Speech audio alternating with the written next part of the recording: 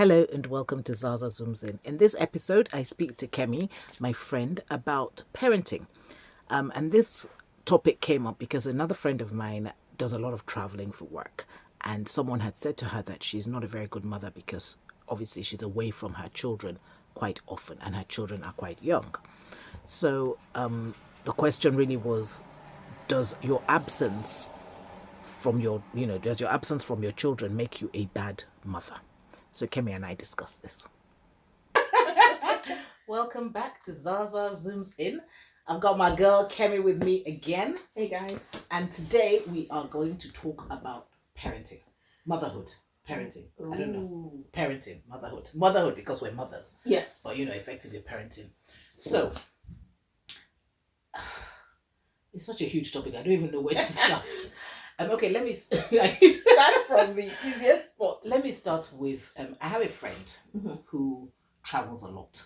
And she's often told that she's not a good mother because she has two young boys and she travels a lot and people are always criticizing her. And so I guess the question is, does your absence from your children make you a bad mother? I'm almost too scared to ask the question. Can you see how she's eyeing me? Does your absence from your children make you a bad mother? And let's take it far. I mean, the answer to that question is obviously no. I think no. Okay, no. But let's open that up. This is a tough one. Because most times when I travel a lot as well. The first question I was going to ask was, why on earth does that your friend listen to anybody attacking her? You come to me and say, oh, you're a bad mother. I think piss off. I don't think we can use you as the standard. Okay, because sorry. Because you don't give a damn. No. Quite so right. Let's talk about people that are nicer.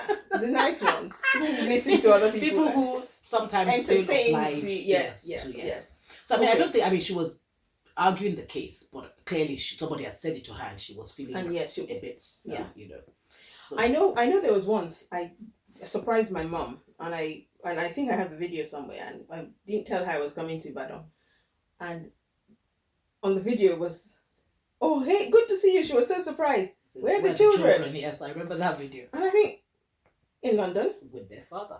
And who's looking after them? I was thinking, excuse me, with their dad. And I couldn't understand. Now this is the feisty Mrs. Denton, though. So I was quite shocked. I think as you grow older, you do get less feisty. You pass it on to the children, thankfully. But I think I travel a lot. My children are much older. I have a daughter who's 18 and a son who is 12. Now, when my son was younger, he's diagnosed autistic. And I probably stayed with him a lot more.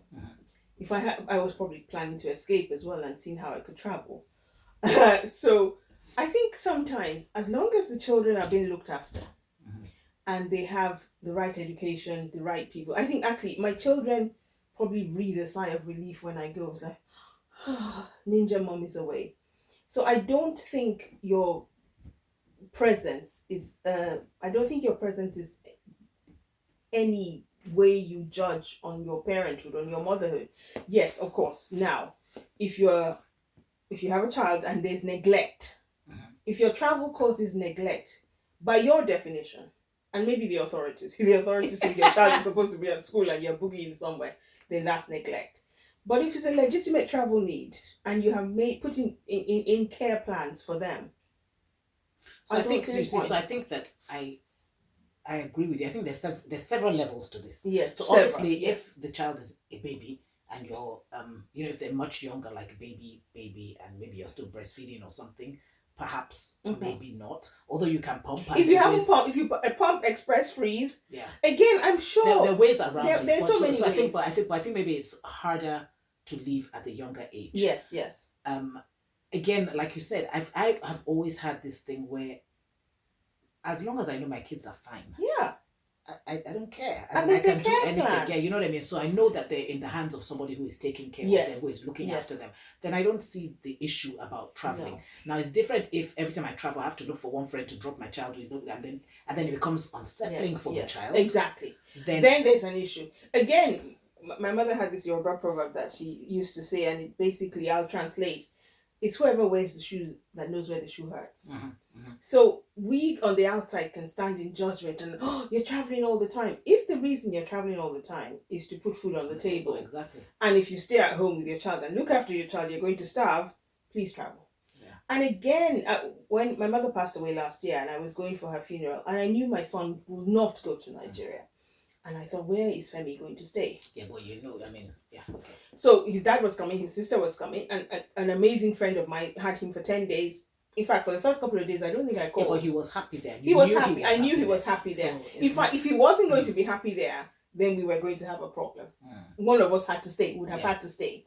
So I think as long as you, within yourself, I think, again, when you said your friend was being told, guilt is it's an abuse tool, I think. It's such an overrated emotion. I don't do guilt. As long as you have determined what your solution is, or determined what action you're going to take, and you're fine with it, hold it tight, because people will come and push that. And again, some people will probably want to travel as well.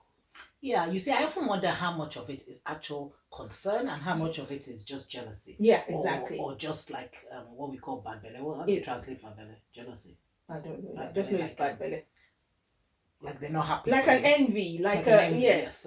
So I think sometimes you do find, and women, unfortunately, we bear the brunt of this parenting issue in the sense and the women are the ones that come and kick your butt too. Yes, now women I can't be kind understand. to each other Exactly. now. I don't understand. We're worst enemies.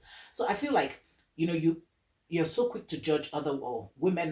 Let me say we. I hope I'm not guilty, but we're so quick to judge. I'm sure we're all guilty sometimes of what they're doing with their kids, and I always feel like. I remember when when I was at home looking after your kids. Yes, I was working. And I remember there was a friend of ours, I won't mention her name, who had a child around that time. And she would every so often, because she knew I had your daughter, every so often she would just say, "Oh, are you home? Can she drop her son?" And she'd come and drop her son. Stop trying to work out with the person. You saw my eyes rolling. So she'd come and drop her son. And then she would, she'd tell me she had something to do and she'd go. And basically, she did this repeatedly. And I found out much later that it was actually, she wasn't going anywhere. She was going back home to sleep. But she didn't want to tell me that because she felt like, well, I've got it all together. I can look after 4 children. You know what I mean? Like, why so she did tell the but truth? it was but you see, it was the pressure of everyone at that time was at home. So I said, look at Kemi's daughter is here. Kemi is not at home with her child. I'm at home with Kemi's child because she didn't have the, I don't know, she just felt inadequate that she couldn't cope, which is so unfair because motherhood at the best of times is hard. I don't see the best of times. So motherhood is hard. It's hard. I take out the best of times. Motherhood is hard. No, it is hard, and I feel like we don't. I mean, it's good. You need a support system, but it's not even just your husband or your spouse or your family. It's your support, your wider support system. And I think sometimes as women, especially married women, we try to get that support from the spouse, who is not necessarily always able. I think get the support from who is the best at it. Really, I think sometimes we think, okay, as a family unit, husband or wife, if the husband can't do it, the wife should be able to, or either vice versa. When my son was in primary school, we hired somebody who would pick him up from school, come home with him, do his homework, give him dinner. Chances are we're probably at home. Yeah. But she did better. Was better at it, yes, exactly. And so I think if you're able to do that, if somebody can do it better than you, and you can afford it, go. But then again, if your friend can do something better, I think it's give and take. But I think what we do as women also is we don't tell the truth. And we don't ask for help. You think, I can do it all. I want people to think I'm a superwoman. No, I can't do anything. I want the easy life. The same way my husband can't garden to save his life. That's probably the only thing he can't do in terms of DIY Yes, stuff. yes, exactly. Yesterday the printer wasn't printing. I said, what do you mean you don't know what's wrong with it? Because he usually does. So I think, honestly, we need to cut ourselves some slack. No, but I think it's so funny because in one of our tete-a-tete with Timas, I said to Wale, because I had to learn to ask for help. Because I felt like, you can see me struggling. Help me. Why do I have to ask you for help? The words are called weaponized inefficiency. What? When somebody pretends they don't know how to do it. So the man will see you struggling. Or whoever. Let's not be mean. whoever will see you struggling and they think, if I stand up and help her or him, then I'm going to be doing that all the time. So I'm just going to pretend I don't know how to do it either. So that weaponized inefficiency, that I don't know how to do it too. But it's so funny because I realize that there's nothing that Wale won't do for me if I ask him. But you have to ask. But I have to ask. You have to, and you get so frustrated I was like, because I have to ask. But then we're different beings. Yeah, I will see you hungry and say, "Oh, do you want to eat?" I will be starving in bed, half ill, and thinking, surely they must know by 10 o'clock I'm hungry. And then you have to say, "Excuse me, feed I'm me." hungry. It's like, oh, yeah. But I think some things come second nature to us that don't Yeah. necessarily come second nature to them. Because for me, I don't understand why you see someone. But the thing is that it's weird as well. I think also maybe they see you as capable. And so they don't see you as needing help. Do you get what I mean? Because what will happen is we're walking down the street and he will see somebody on the street that needs help and be quick to rush and help. But if it was you, but if it was they me, probably think, yes, of course you're able. And it doesn't help that sometimes we present as this feisty independent women who can do it. And so it's a case of, so why should I help you? So yes, I think asking for help. For the first 10 years of my son's life, I did the morning thing. And the annoyance I used to feel when my husband would be sleeping or lying. And I thought, and my son would walk past my husband sometimes and come to me and says, well, I need something. And I thought, look, there's another parent there. Did you not see but him? I had to actively send him. And I think maybe when he was 11, it was like, okay, I'll go. It's like, and then he will pass me and I thought, the times have turned. Yeah, but I think so. Back to this parenting thing, I think it's very important as mothers, as parents, but as mothers to ask for help. Yes. And to know your limits. Yes. So I can't and do to this. ignore what people say about your life, as long as you're happy with it. But again, I think sometimes you're happy with it. As long as both of you, your child is happy, you're happy. It doesn't matter what people say. Yeah. Within reason, though. The judgmental people who are there, and again, you have to question their motive.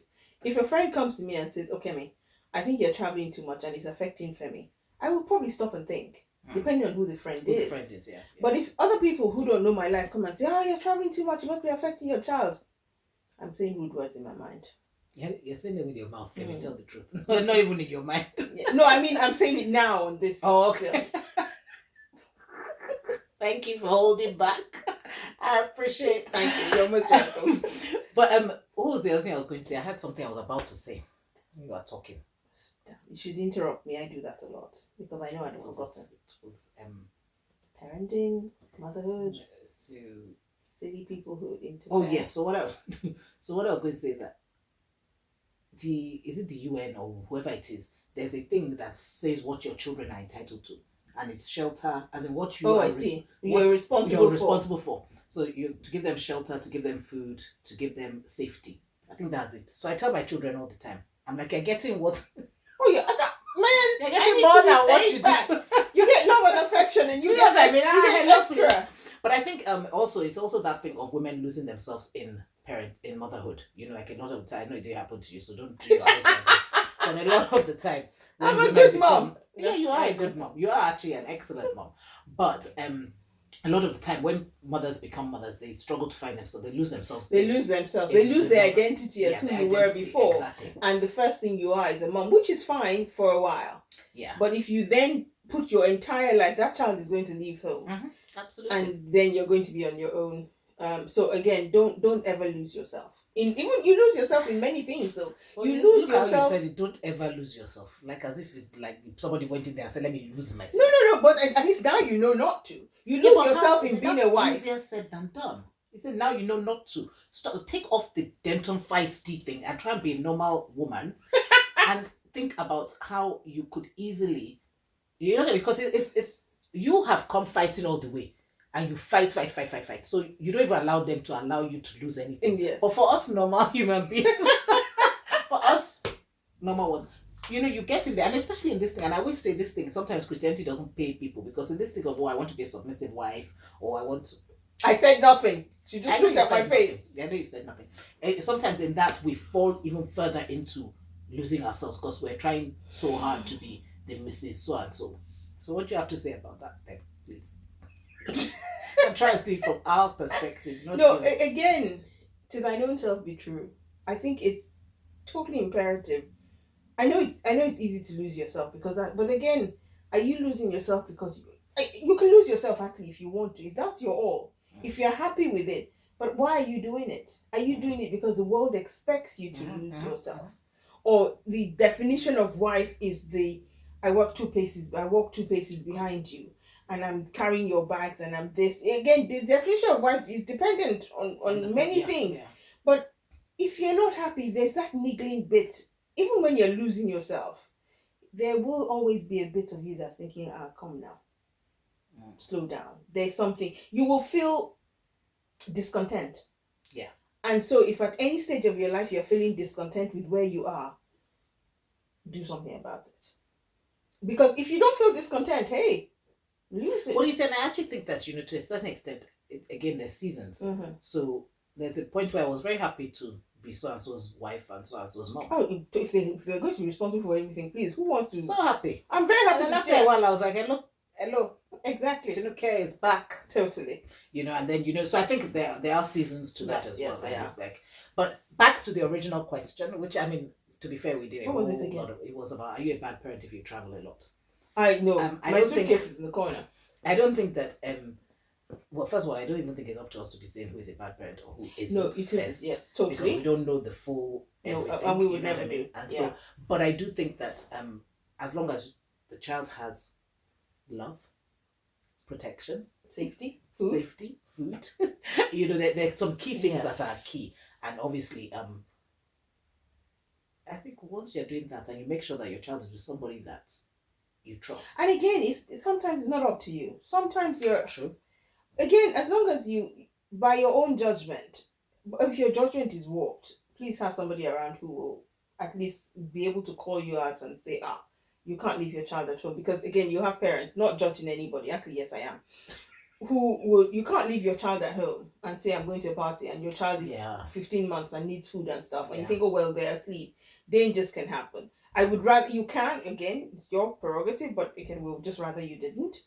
For again, that safety, they're not safe. They're not safe. Even now, sometimes if it's a case of my daughter's away, we want to pop down and leave my son at home, I'm thinking, I'm not sure about it. You can't, and I think that's the thing. The moment you have that, exactly. I'm not sure. Then you just have then to. you just don't. Again, traveling a lot. I was supposed to travel this last week, and I thought, I'm tired now. But that was nothing to do with your children. That was. Well, I could pretend now. I can tell everybody. It wasn't. No, actually, no. But actually, it's a shame it was me. I was tired. Then again, another trip was going to be just after my daughter's birthday, and I thought, oh no, I should be around and stuff. Yeah. But yeah, I guess as long as you know, and you would know, even if you were warped, your thinking was warped, or there was something off, you will still know. Yeah, but I think also, I mean, you raised a very valid point. It's also about what voices are you listening to? Yes. Who are you letting speak into your life, and who are you paying attention to? Yeah. Obviously, there's certain people, like you said, you will pay attention to because of your relationship and whatnot. But even so, you still those have to ones, test you still. everything. I was just about to say, you still have to question it, because again, friendship is a total.